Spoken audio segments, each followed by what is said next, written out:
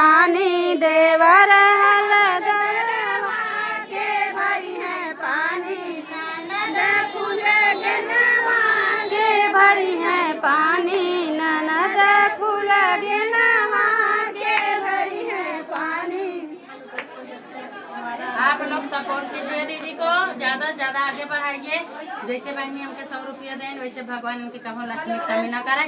आज सोमवार है, आज शंकर भगवान के दिन है, हम खूब दिल से आशीर्वाद देते हैं। जैसे हमें दीदी दें वैसे खूब आगे बढ़ाएं। जे वीडियो बनाए बना दे ओकर सत्यानाश हो। जल्दी जल्दी निकालो, फटाफट दीजिए पैसा।